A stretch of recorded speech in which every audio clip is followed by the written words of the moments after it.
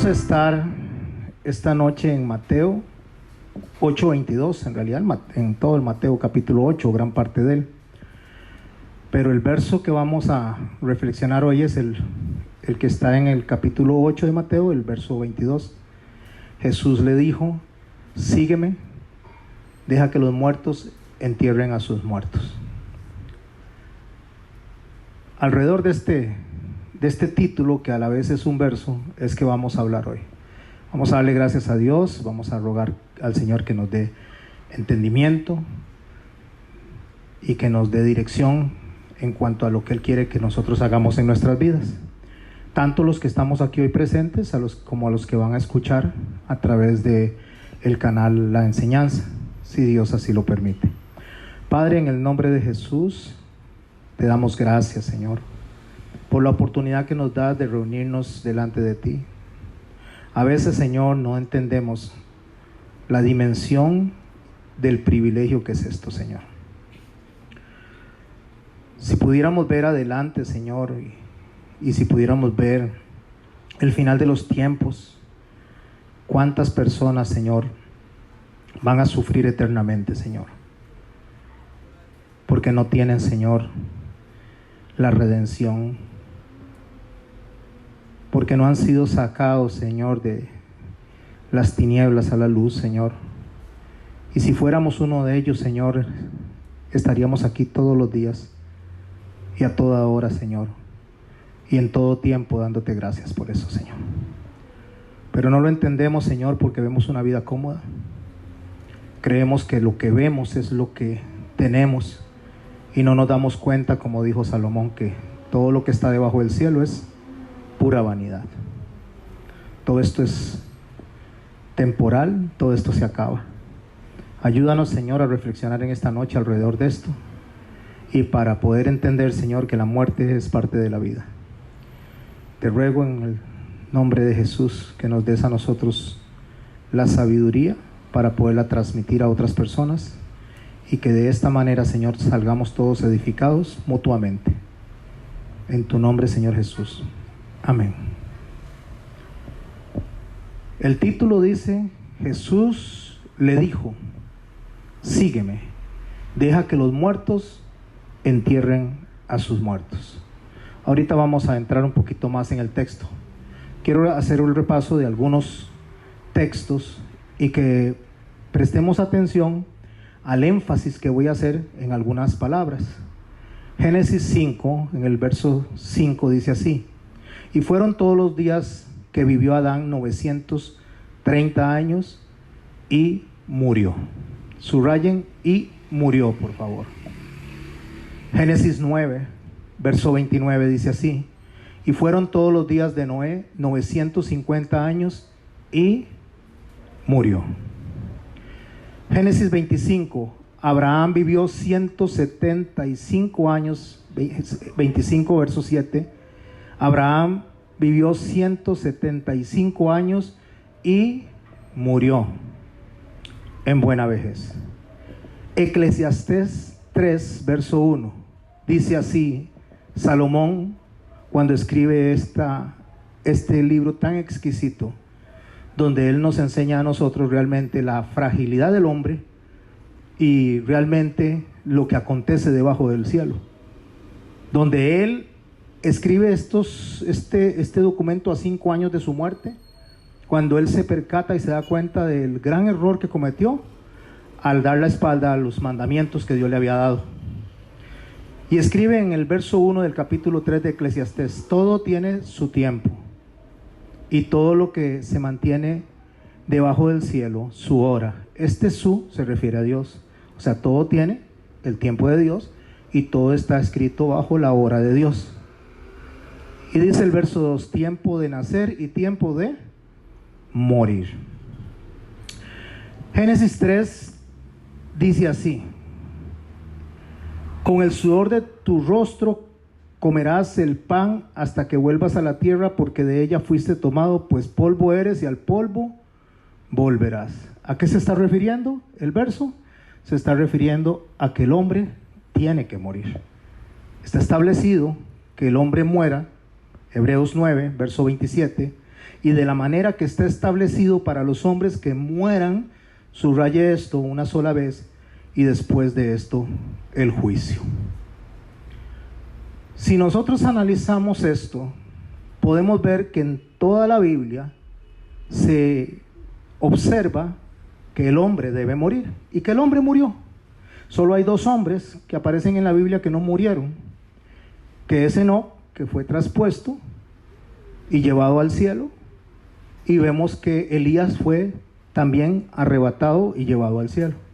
De ahí en fuera todos, absolutamente todos los mencionados en la Biblia han muerto, desde los más paganos hasta los más santos, incluyendo a nuestro Señor Jesucristo. Murió y resucitó, pero murió. Sócrates, quien era un pensador, decía así: el hombre que no piensa sino en vivir, no vive. Vean qué interesante lo que Sócrates piensa. La persona que se dedica solo a vivir y a vivir, realmente no vive. ¿Por qué? Porque cuando nosotros nos dedicamos solamente a tratar de sobrevivir, le voy a poner yo diferente a Sócrates, él le puso el que se dedica a vivir no vive, yo le voy a poner el que se dedica a sobrevivir no vive.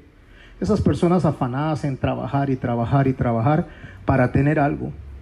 Esas personas afanadas en estudiar y estudiar y estudiar para, según ellos, ser alguien, cuando no somos alguien por lo que sabemos o por lo que tenemos. Somos alguien porque el Señor nos creó y el Señor puso de su semejanza en nosotros. Eso nos hace a nosotros seres valiosos.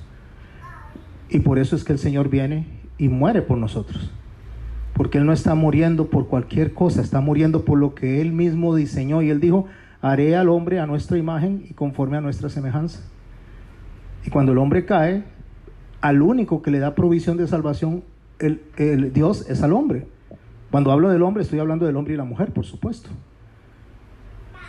No se lo dio ni siquiera a los ángeles. Entonces, aquella persona que lo que piensa es que su valía está en lo que tenga, en lo que haga, está muy equivocado y se dedica tanto a eso que no vive. Pasa preocupado y ocupado hasta que se da cuenta que los años pasan y todo lo que hizo se queda atrás. No se lleva nada. Lo único que se lleva es el conocimiento que tenga de Dios, y si no le dedico tiempo a aprender, a conocer a Dios, como dice la palabra, que esto es la vida, y esta es la vida abundante, conocer al Padre y conocer al Hijo, entonces no se llevó nada. Se llevó simple y sencillamente un montón de esfuerzo que dejó en el camino, porque al final de cuentas todo se acaba. Estaba observando una noticia de ayer de un hotel que estaba cerrado en Cuba por el asunto de la pandemia. Esperaron casi más de 2 años para abrirlo. Lo estaban remodelando, estaban todos muy contentos. Estaban felices porque se estaba reactivando el turismo, o se está reactivando el turismo en la isla. Y hay una explosión ayer que mató a casi 36 personas y 70 están heridos y algunos desaparecidos. La vida cambió así en un segundo. Un carro se parqueó a llenar los contenedores de gas. ¿Quién sabe qué pasó? Y explotó. Un montón de gente muerta. Lo mismo pasó en septiembre 11, cuando los atentados que recordamos nosotros, mucha gente fue a trabajar y no volvió, se acabó en un segundo. Y así puede cambiar nuestra vida. Entonces el que se dedica tanto en pensar cómo va a sobrevivir en la tierra, termina olvidando cómo ha de vivir eternamente. Y no le dedica tiempo a eso. A eso es a lo que se refería Sócrates. Así que, con esto en la mente, si la muerte es tan relevante como lo muestra la Biblia, el luto es tan significativo como lo dice Salomón, porque Salomón en Eclesiastés 7:12 dice que es mejor ir a casa de luto que a casa de banquete, porque aquello, o sea, la muerte es el fin se refiere al destino de todos los hombres. Al que vive lo hará reflexionar en su corazón. Si es tan importante y tan relevante la muerte, estoy hablando de la muerte física en la Biblia, y como Salomón dice que es tan importante reflexionar en la casa de luto, a aquel que vive, y por supuesto cuando dice aquel que vive, es a las personas que se congregan alrededor de la despedida de un cuerpo. Ni siquiera de la persona, sino del cuerpo, porque ya la persona ha sido glorificada, si ha muerto en Cristo, y si no ha muerto en Cristo, pues Dios dará testimonio de lo que hará con esa persona. Lo que yo deseo rescatar aquí es que el que está ahí en vida logra determinar, logra ver, logra reflexionar que el destino que está al frente de él es el que le espera también a él o a ella. Entonces, si es tan importante reflexionar en esto, ¿por qué nuestro Señor Jesucristo no le dio importancia? Aparentemente, ¿verdad? No le dio importancia a lo que es sepultar a las personas. Y le dice a sus discípulos: sígueme, deja que los muertos entierren a sus muertos. Si es tan importante en la Biblia el luto, si es tan importante el identificarse con ese paso que todos tenemos que dar, porque lo vimos que en Hebreos está escrito que para todos está establecido eso, a menos que nuestro Señor viniese antes. Entonces la pregunta que nos hacemos a nosotros mismos es: ¿por qué nuestro Señor no le dio importancia? Y subrayo, en apariencia. En apariencia no le dio importancia. Voy a regresarme unos versos en Mateo 8 y me voy a ir al verso 18. Leamos el verso 18 y dicta el texto: viéndose Jesús rodeado de mucha gente, mandó a pasar al otro lado, y vino un escriba. Tenga presente este escriba en la mente. ¿Quién es un escriba? Un escribano eran las personas como si fuera hoy un abogado, un notario, que lo que hace es copiar un documento y certificar de que este documento es copia fiel del original. Bueno, el escriba lo que hacía era justamente pasar los documentos que se estaban deteriorando, en el caso de los documentos bíblicos, y los ponía en un pergamino, y tenía que hacer copia fiel de esto. O le dictaba a alguien algo y entonces él escribía y hacía o era quien testificaba de que eso era de un rey o era eso de una persona que le había dictado el documento. Eso era un escriba, eran escribanos, por eso se usa ese título. Entonces este escriba le dice al maestro, le dice: te seguiré donde quiera que vayas. Como le digo, no pierdan de vista al escriba. Te seguiré donde quiera que vayas. ¿A dónde iba él? Él iba al otro lado. Pero el escriba no le está diciendo que lo va a acompañar hasta cruzar al otro lado, sino que le está diciendo que a donde sea que él vaya, él lo va a acompañar.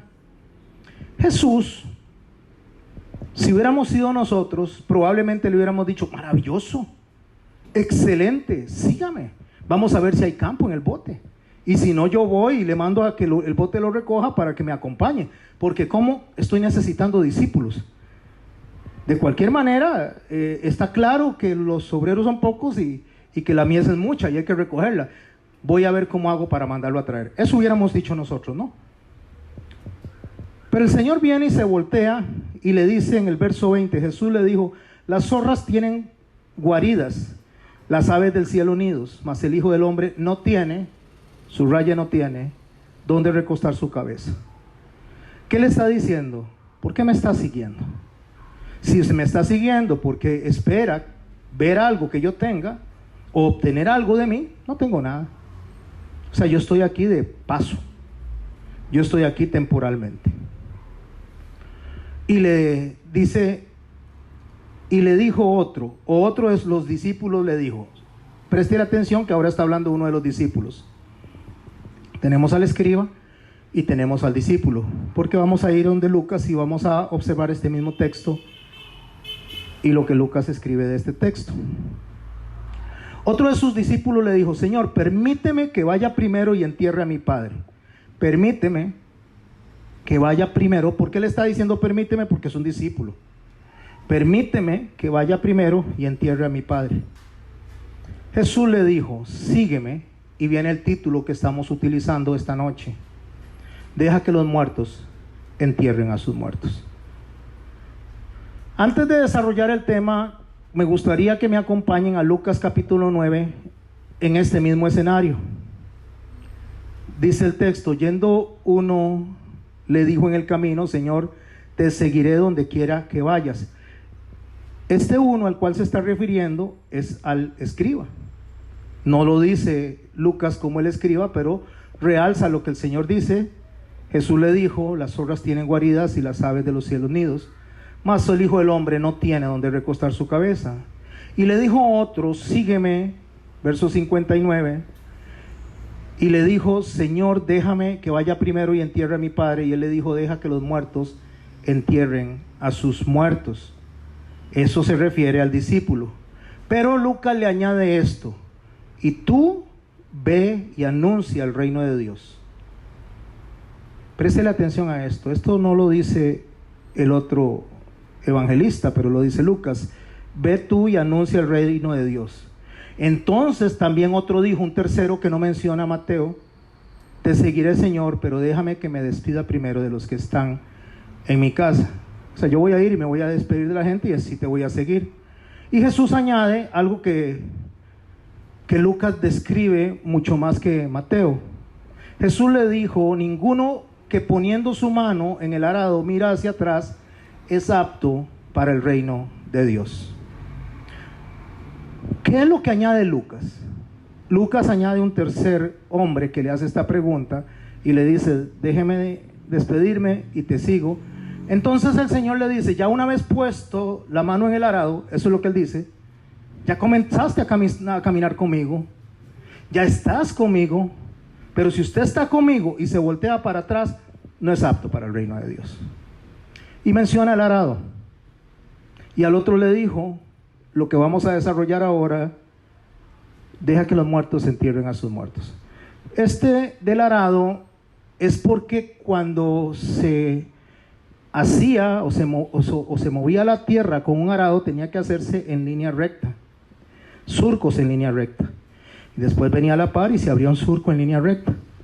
Si la línea no estaba recta, en algún momento el arado o la tierra iba a estar totalmente torcida, y cuando las plantas crecen podían tocar unas con las otras y el fruto se vería afectado.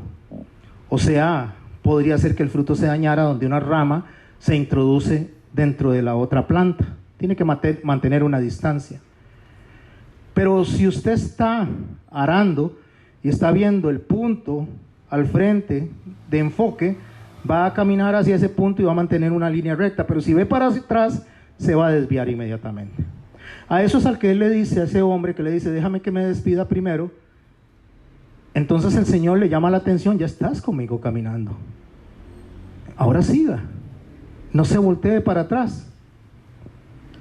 Pero en relación al texto o al título, ¿a qué se refería el Señor cuando parecía, y digo parecía, que la gente debía de olvidarse del funeral de los padres y dejarlo en manos de otras personas? Eso es lo que parece: dejad que los muertos entierren a sus muertos, o sea, que otras personas entierren a sus familiares. Eso se ve un poco insensible, por lo menos así pareciera, que el Señor no tiene ninguna sensibilidad por los que están sufriendo porque perdieron a un ser querido. O sea, déjelos ahí, abandone a esa gente y vámonos. Eso no es lo que el texto está enseñando, y de ahí lo que el Señor puso en mi corazón. Entonces, para eso debemos de analizar ciertas tradiciones judías antes de estudiar el texto, antes de abordar el texto. En primer lugar, los hijos eran responsables de realizar todos los preparativos. ¿De qué? De un funeral. Los hijos les tocaba preparar el funeral de sus padres. En Génesis 55 podemos ver cómo Jacob le encomienda a su hijo José que haga uso de sus restos, o que los sepulte, cómo recibir la sepultura. Él le instruye a José. En Génesis 50:25 pues podemos ver cómo José da orden a sus descendientes de qué hacer con sus restos también.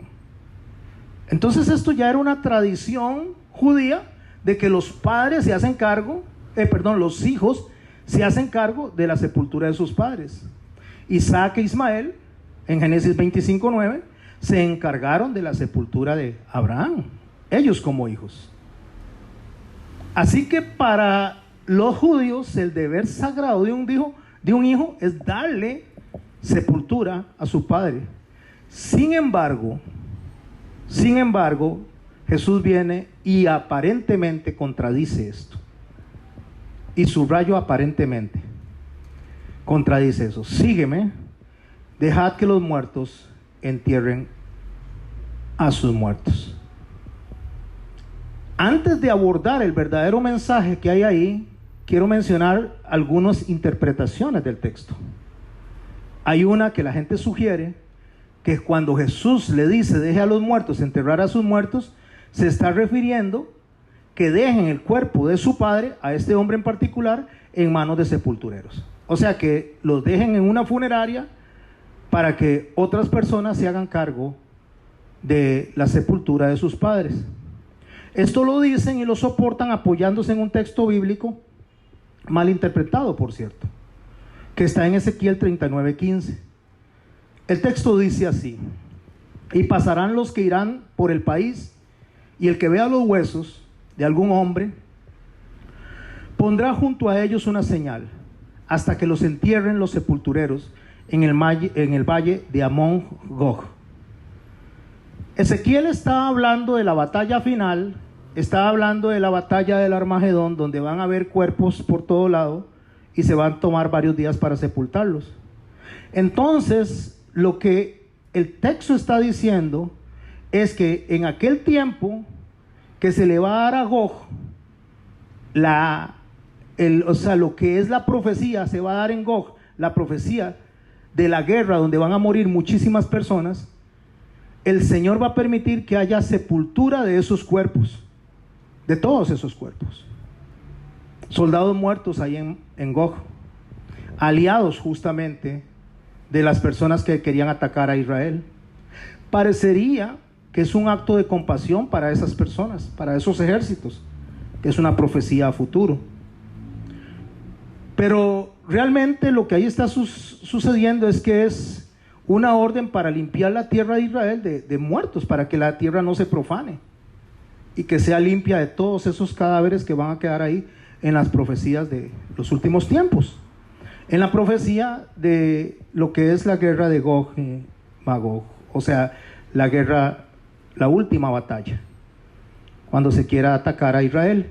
Entonces, cuando se basan en que está diciendo déjele a los sepultureros a que sepulten a sus padres, porque a ellos les toca, agarrándose de este texto bíblico, lo están descontextualizando, porque es una profecía del fin de siglo y no del diario vivir de un creyente o de un cristiano. Espero estarme explicando, ¿verdad?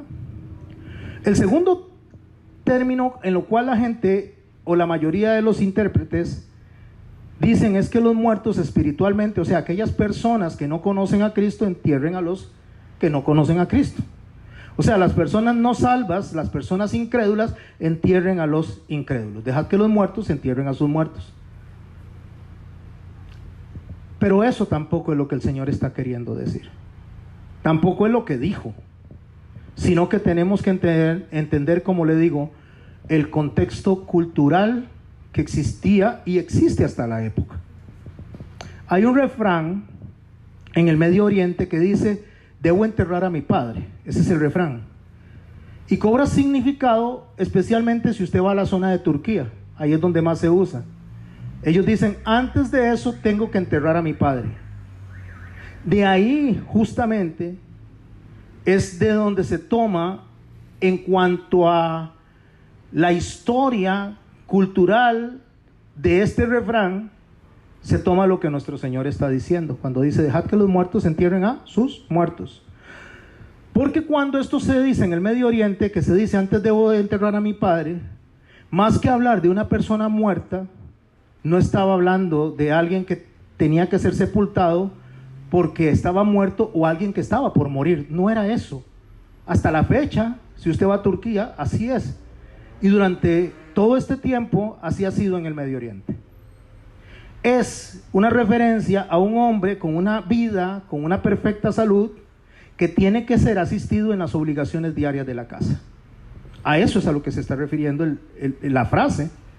Así que es una conducta cultural a la que Jesús está exponiendo a este hombre. ¿Qué es lo que está pasando aquí? El hombre no le está diciendo, déjeme ir a enterrar a mi padre, estaría con su padre. Le está diciendo, déjeme acompañar a mi padre en todas las obligaciones que tiene hasta que se muera. O sea, déjeme servir a mi familia, déjeme servir a mi padre, déjeme encargarme de sus negocios hasta que él fallezca. Está hablando de una persona con salud. Y de él, un hombre asistiendo los negocios del padre. Imaginemos que el padre tiene un restaurante, está fuerte, está sano, y que el Señor lo llama al servicio, a este hombre, a este discípulo, y dice, sígueme. Y él le dice, no, es que mi papá todavía tiene que trabajar unos cuantos años hasta que se pensione, y yo voy a estar con él hasta que se pensione, tal vez unos 20, 30 años, Señor, te seguiré en ese momento. Eso es lo que está pasando en el desarrollo del texto. Y el Señor iba a estar solo 3 años pasaditos. Entonces le dice, deje que las obligaciones de los que no están al servicio del reino sean cubiertas por los que están afanados en las cosas de este mundo. Es lo que el Señor le está diciendo. Así que el hecho de lo que él le está diciendo era permanecer en la familia hasta que haya muerto su padre. Entonces, una vez muerto su padre, él le buscaría al Señor para unirse a él. Ahora la pregunta es, ¿pero cuánto tiempo podía pasar hasta que su padre faltara? Hasta que su familia no dependiera de él, según la tradición que acabamos de mencionar. Entonces, si yo tomo esto y lo traduzco a nuestro idioma, Jesús está diciendo esto. Lo que Jesús está diciendo es que para los afanes de este mundo, para las obligaciones de este mundo, deje a las personas que viven en esa realidad de este mundo, que se dediquen a eso, y usted dedíquese a la realidad del reino de los cielos, a lo que es su verdadera realidad. El problema aquí consiste en que la mayoría de la gente tiene la tendencia de procrastinar las cosas. ¿Saben qué es procrastinar? Procrastinar es dejar para mañana, dejar para mañana, dejar para mañana. Procrastinar es dejar para después algo que tengo que hacer hoy. Entonces la mayoría de las personas le da por procrastinar, por dejar para otro día una decisión que debe de ser tomada hoy, en este momento. Entonces hay gente que está atrapada en la ignorancia, hay gente que no conoce al Señor, y hay personas que ya conocen al Señor, que dejan para después el llevarles el evangelio, el llevarle la enseñanza a esas personas, que no sabemos si ellas o uno mismo va a tener un mañana. Porque yo puedo dejar para mañana y puede ser que suceda lo que sucedió esta mañana en La Habana. 36 personas no sabían que ayer iba a ser su último día. Y es lamentable, es muy doloroso, pero es una realidad de vida. Todos tenemos que morir. ¿Y cómo sabemos nosotros que no será hoy nuestro último día? Y tal vez digamos, no, tengo que hacer tantas cosas, tengo que hacer tantos trabajos, tengo que pagar tantas cuentas, tengo que atender a mis hijos porque están chiquiticos, tengo tanto que hacer que cuando ya haya hecho eso, entonces voy a dedicarme al evangelio, o lo voy a decir de la manera en que el Señor lo dice, cuando Él ordena y dice, vayan por el mundo a predicar el evangelio, que es la gran comisión.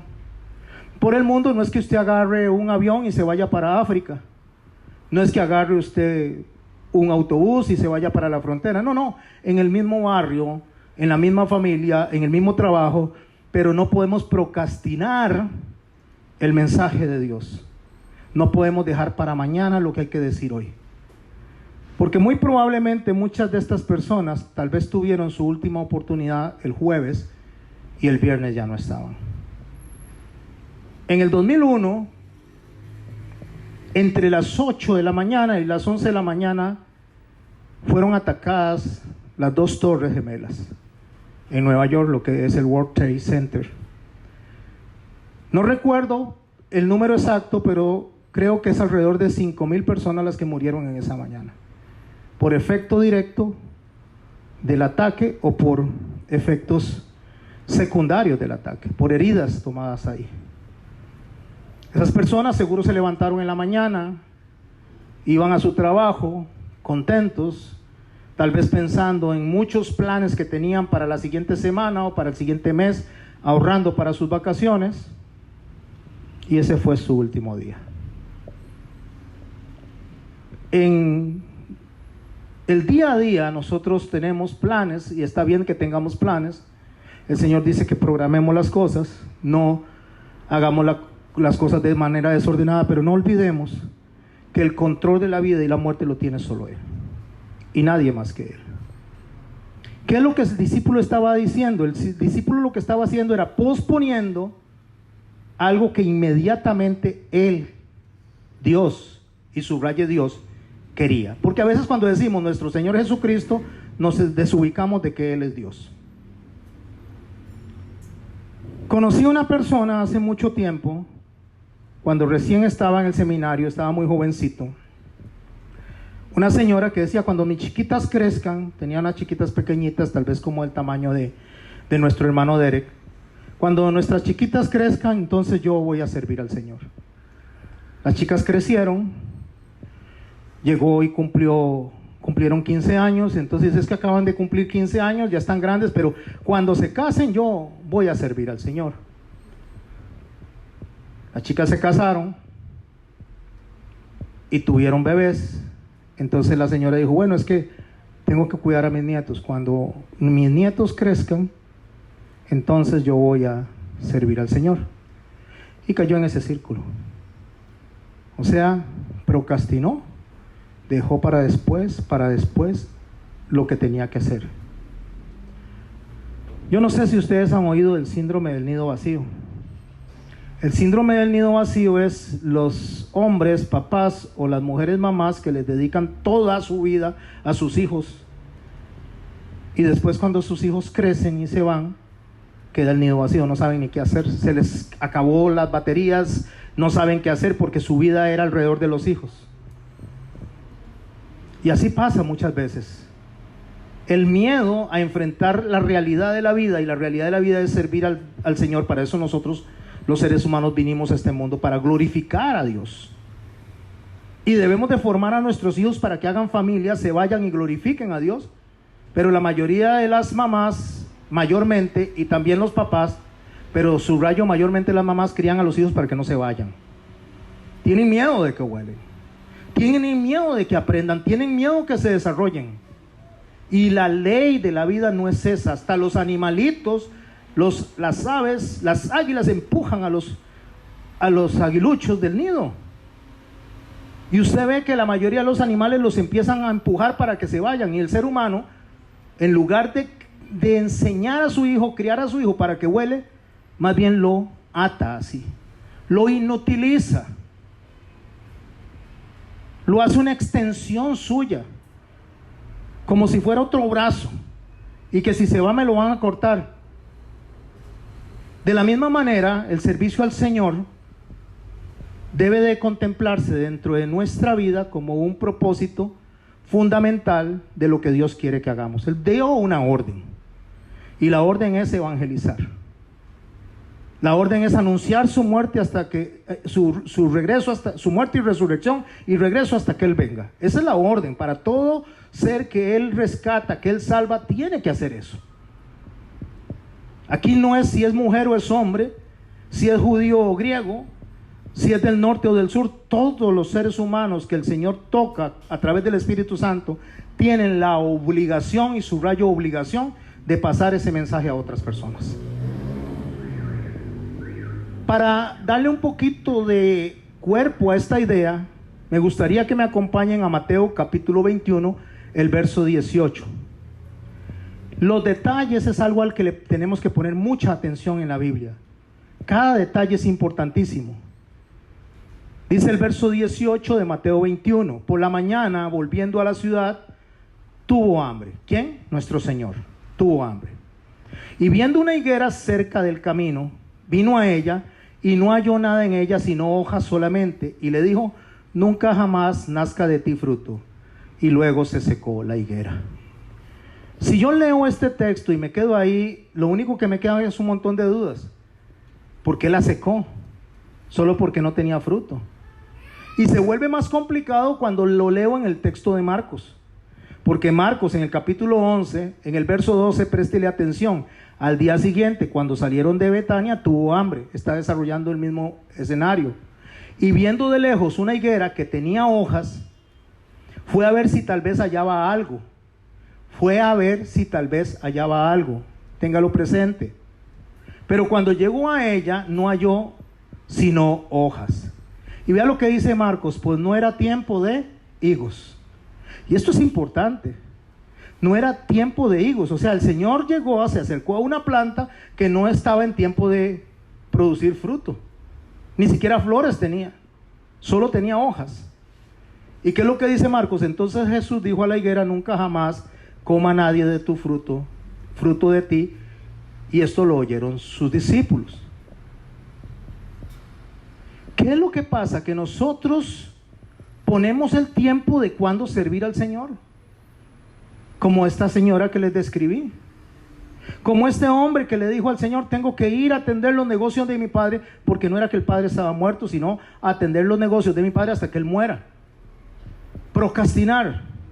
Dejar para después algo que el Señor quiere ahora. Si usted analiza a la higuera no tenía fruto porque ni siquiera flores tenía. Tenía solamente hojas. Pero nosotros no podemos olvidar que el que está al frente deseando un higo es Dios.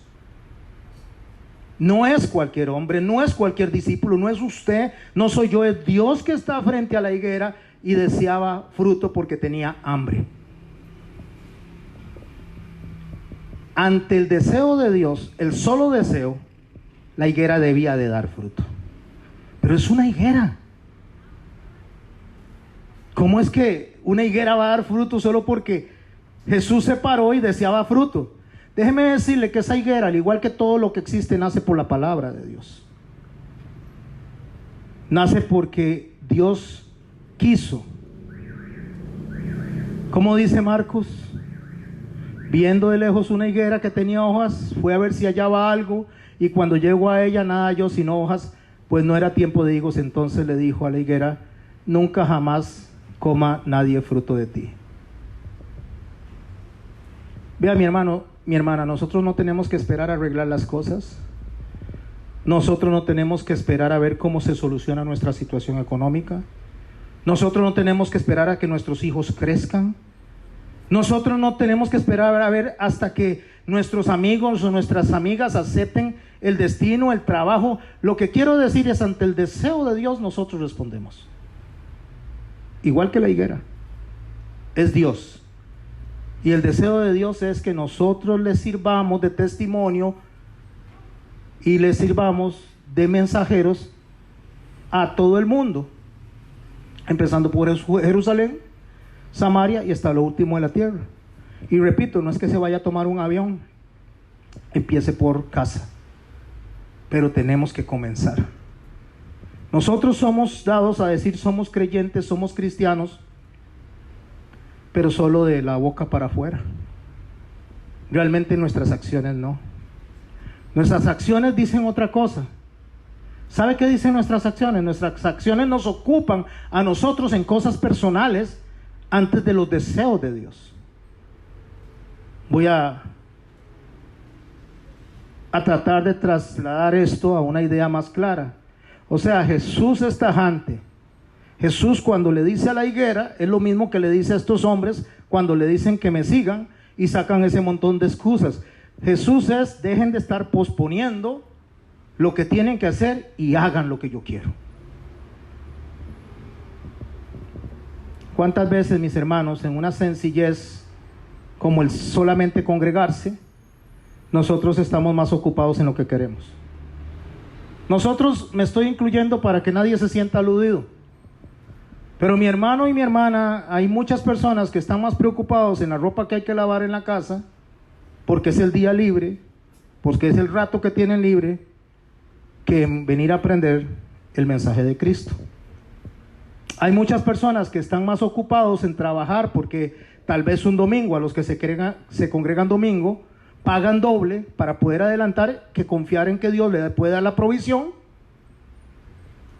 para poder salir adelante, pero que vengan a honrarlo a Él, porque Dios honra al que le honra. Y déjeme traducir esto de una manera más práctica. A veces hay que decir lo que no es para entender lo que es. Si Dios honra al que le honra, ¿cuál sería el antónimo, lo contrario a eso? Dios deshonra al que lo deshonra. O sea, si alguien viene y se pone a trabajar doble para salir de sus aprietos debajo del cielo, sin entender que hay algo importante sobre los cielos, que es la voluntad de Dios, dice el libro de Amós que Él le hace un hueco al saco. Y entonces no importa cuánto quiera llenar el saco, siempre va a estar vaciándose. Porque no le dio a Dios el lugar que Dios quiere. Procrastinó. Y ahí trabajará una persona toda la vida y no pasa de un mismo ser. Se mantiene estancado en un mismo ser, de ahí no pasa y dice, pero ¿por qué me salen las cosas así? Pero porque no hace caso, porque no honra a Dios, porque no obedece lo que Dios dice. Porque está esperando que las cosas se le acomoden según su criterio, según lo que piensa él de que lo que es bueno y correcto, y va procrastinando y procrastinando en el día a día. Y tenemos personas que vienen y por estar esperando tanto a decidirse realmente, entregarse a la vida de servicio y de obediencia a Dios, sus hijos crecen, y cuando los hijos crecen y se hacen a veces hasta maleantes, quieren que los hijos vayan a la casa de Dios cuando ya lo que sembraron fue otra cosa. Y lo que el hombre siembra, eso recoge. Si sembramos en nuestros hijos una conducta de reverencia y respeto a Dios, muy probablemente, tal vez cuando estén grandes, tal vez cojan un rumbo diferente, pero Dios los va a traer de regreso, porque eso está sembrado ahí. Y la palabra, dice el libro de Isaías, que se deposita, no se regresa vacía. Cumple el propósito para el cual fue enviada. O sea, lo que el Señor está hablando en este texto, cuando dice, deje a los muertos, enterrar a sus muertos, está hablando de determinación, está hablando de compromiso, por encima de cualquier compromiso terrenal. El 6 de marzo del año 2020, en las noticias aquí en Costa Rica, se escuchó o se escribió o se leyó lo siguiente. El Ministerio de Salud de Costa Rica confirmó este viernes el primer caso de COVID-19, enfermedad causada por el nuevo coronavirus. El primer caso es de una turista norteamericana de 49 años de edad, aislada con su pareja en un hotel en San José. La paciente positiva llegó a Costa Rica con su esposo el domingo 1 de marzo del año 2020 sin síntomas. Visitaron, después de llegar al aeropuerto Juan Santamaría, Alajuela, Punta Arenas.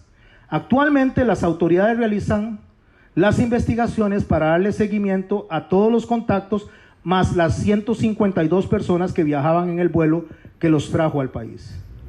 Entre los contactos se ubican personas que atienden diferentes centros turísticos que visitaron. Esa fue la noticia. Marzo del 2020. Al día de hoy, mis hermanos, al día de ayer, se contabilizan 8,421 muertos por esta pandemia solo en Costa Rica. Y se cree que alrededor de entre 7 y 10 millones en todo el mundo. Personas que no creían que se iban a terminar en estos 2 años. Personas completamente sanas. Amigos, familiares, hermanos y hermanas, terminaron en esta pandemia su tiempo en esta tierra. Cuando estábamos recluidos, yo recuerdo muy bien que muchos pastores no podían congregarse a través de internet porque no sabían usar la internet, o no tenían internet, o no tenían computadora, y más del 50% de las iglesias se cerró completamente porque no nos podíamos reunir, y están cerradas actualmente. El 40% de los pastores renunció y se dedicaron a otros trabajos, echando al cesto de la basura por el afán de sobrevivir en este mundo, porque las iglesias dejaron de congregarse. Iglesia, me refiero a las personas, dejaron de congregarse. Entonces muchos pastores tuvieron que buscar otra alternativa porque tienen que comer, tienen que vivir. Lo impensable, lo que nadie se imaginó, es que aeropuertos, estadios de fútbol, conciertos, bares, hasta prostíbulos, hasta las cosas de la maldad tuvieron que cerrar. Salas de juego, narcotraficantes no podían trasladarse de un lado al otro. O sea, todo lo bueno y lo aparentemente bueno y lo malo se detuvo por esta pandemia. Y la gente que decía, qué ganas de congregarnos, qué ganas de estar de nuevo juntos, qué ganas de abrazarnos. Ay, mis hermanos, deseo tanto abrazarlos. Eso yo oía por mi computador. Deseo tanto abrazarlos, deseo tanto estar con ustedes. Mi hermano, si usted va, y mi hermana, si usted va a hacer un examen a la universidad y lo falla, no lo van a pasar, no le van a dar el título, tiene que volverlo a hacer. Si usted hace el examen de bachillerato y no lo pasa, lo tiene que volver a hacer. Y no importa cuántas veces lo haga el examen, cada vez que lo pierde, lo tiene que repetir. Hoy, mis hermanos, estamos a las puertas de una tercera guerra mundial y la gente no se está dando cuenta. Estamos a punto de que se haga una declaratoria de guerra a la gente de Ucrania por parte de Rusia. Eso implica esto. Ahorita se enviaron 200,000 personas a atacar Ucrania. Con una declaratoria de guerra se suma 1,5 millones de personas más, que son las reservas que tiene, y se le da carta blanca al presidente para que use todos los recursos necesarios para atacar, para poder expandir lo que él inició hace casi 3 meses.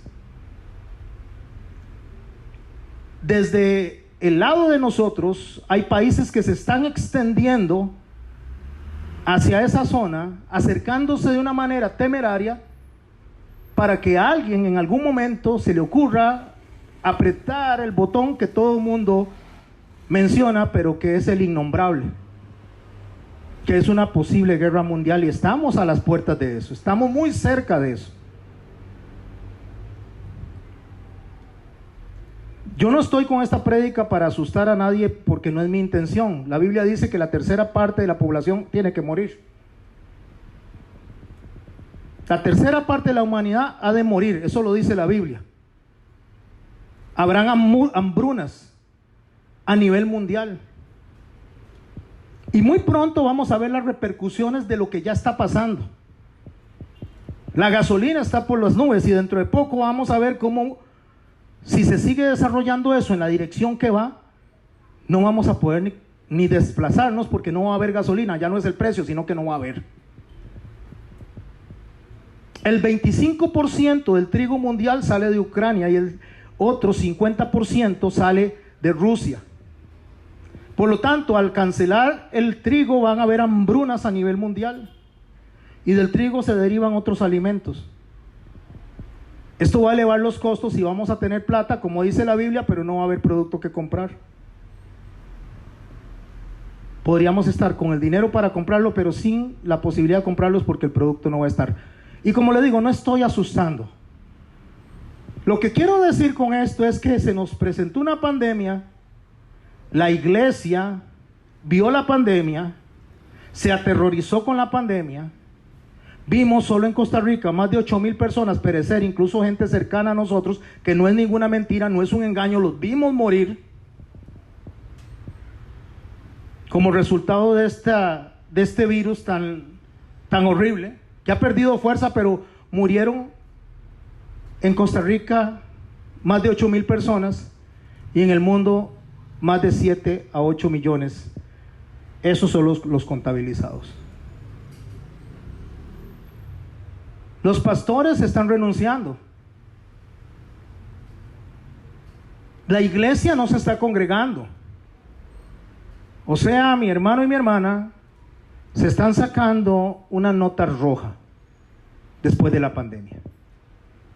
Y cuando alguien pierde el examen de la universidad, tiene que repetirlo.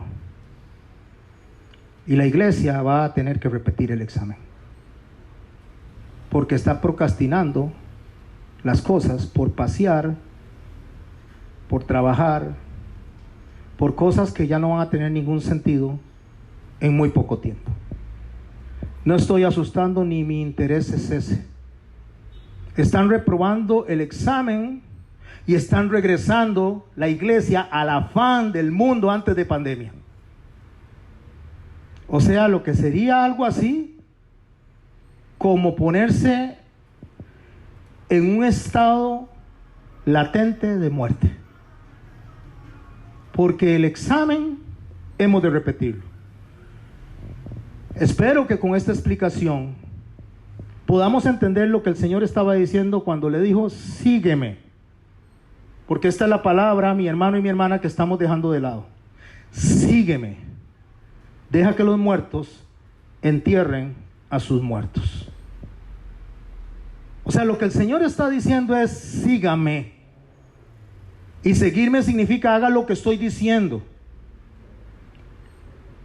Y que los insensatos que siguen haciendo insensatez sigan guiando a los insensatos. Pero ustedes síganme y opten por la vida y la vida eterna. Mi hermano y mi hermana, ustedes acá y los que me escuchan a través del canal, Dios no está jugando a ser Dios. Hay una agenda pactada para que en el 2030 haya un gobierno universal. Es público. Te puedes meter en internet, ahí está todo pactado, que del 2020 al 2030 se establezca un gobierno mundial, un control mundial de la economía y se disminuya la población. Así está escrito. Está escrito, y solamente métase a Google y ponga Agenda 2030. Yo no estoy engañando a nadie, ahí está, métase, estúdielo, revíselo. Y vamos ya a entrar al año 2023, o sea, son 7 años antes de que se desarrolle una agenda de carácter mundial, y la iglesia sigue procrastinando. La gente, los padres siguen procrastinando, siguen dejando para después lo que pueden hacer hoy. Están viendo a sus hijos crecer, y los hijos que tienen hoy 12 años, 10 años, dentro de 7 años van a tener 20. Y van a ver y se van a lamentar, porque ahí será el lloro y el crujir de dientes. Los que tienen niños de 1 año, de 2 años, van a tener 7. Y no les están mostrando el camino correcto hacia la salvación. Y ahí va a ser el lloro y el crujir de dientes. Cuando el Señor dice: dejad a los muertos enterrar a sus muertos, no se está refiriendo a que abandone usted a su familia en un momento de dolor. No se está refiriendo a que usted no asista, porque la cultura judía dice que el hijo asiste al padre cuando hay que sepultarlo. Está diciendo que dentro del concepto cultural en el cual el hijo se hace cargo de los negocios del padre hasta que él muera, mi hermano y mi hermana, ¿quién dice que esto nos va a dar tiempo a nosotros de atender negocios de la tierra cuando el Señor está a las puertas? El Señor, lo quieran aceptar o no lo quieran aceptar, está a las puertas de este mundo. Todo apunta a eso. Las profecías se están cumpliendo todas, una a una, frente a nuestros ojos, y no nos estamos dando cuenta. O sí nos estamos dando cuenta, pero creemos que hay más tiempo, y el tiempo se está acabando. Y un día, en cualquier momento, que no va a ser muy lejos, un día, muchas personas se van a levantar y no nos van a ver a nosotros. La iglesia habrá sido llevada, la iglesia habrá sido arrebatada, y los que procrastinaron, los que dejaron para después, se van a quedar ahí para el tiempo del lloro y el crujir de dientes. Porque predicamos a un Dios al cual no le creemos. Porque el Dios dice claramente que cuando los días sean como en los tiempos de Noé, así será la venida del Hijo del Hombre. ¿Y sabe qué es lo que sucedía en los tiempos de Noé? Que la gente se casaba y se daba en casamiento, comían, bebían unos con otros. No que sea malo, sino que estaban distraídos en cosas de este mundo. Y dice, y no se dieron cuenta hasta que vino el diluvio y los ahogó a todos. No importa, mi hermano y mi hermana, si usted tiene que presentarse delante de 2 personas solamente a presentar el evangelio, hágalo con gozo, porque son los últimos tiempos. Literalmente son los últimos tiempos. Y si una de esas 2 personas, reconoce el evangelio, reconoce el llamado y lo sigue, habrá sido una victoria. No podemos seguir procrastinando. No podemos seguir dejando para mañana lo que hay que hacer hoy. Dejemos de darle tanto tiempo al mundo que está en extinción y démosle nuestro tiempo al reino de los cielos, que es eterno. La decisión está en nosotros. Dios nos advierte y nosotros escuchamos. Y nosotros escuchamos y nosotros obedecemos. Si no, ¿sabe qué va a pasar? Como la higuera. Se volteó al Señor en tiempo que no era de dar fruto. No habían salido ni flores, solo estaban las hojas, y la secó. El Señor no está diciendo, esperen a que vean ustedes una tercera guerra mundial para que se dediquen a mis cosas. Háganlo antes, porque cuando eso se dé y ustedes estén concentrados en lo que yo deseo, yo voy a venir para que no pasen por esas penalidades.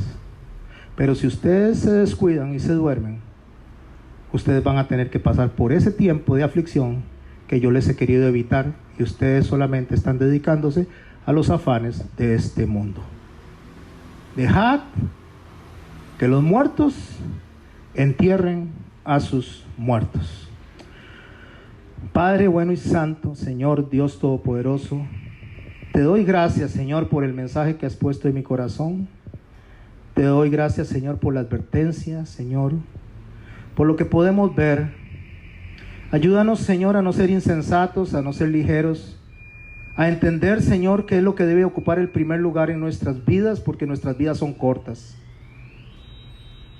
Pero, Señor, ayúdanos a poder ver al frente, Señor, toda una eternidad que nos espera contigo, y saber que lo que hay debajo del cielo, Señor, todo es vanidad.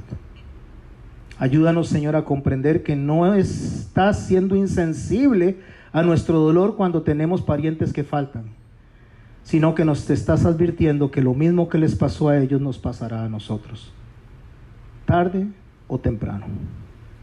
Gracias por el mensaje, Señor. Gracias por los oídos atentos, Señor. Y muchas gracias por aquellos que van a atesorar esto como perla de sabiduría y lo van a hacer parte, Señor, de su realidad de vida. La realidad verdadera que eres tú, Señor. Y no, Señor, ese espejismo que nos presenta el mundo y su afán como nuestra seguridad y nuestra felicidad, cuando la única seguridad la tenemos solo en ti. Como dijo nuestro hermano Pedro, ¿a quién iremos si no es a ti? Solo tú tienes palabras de vida. En tu santo nombre, Jesús, te damos gracias. Amén, Señor. Amén.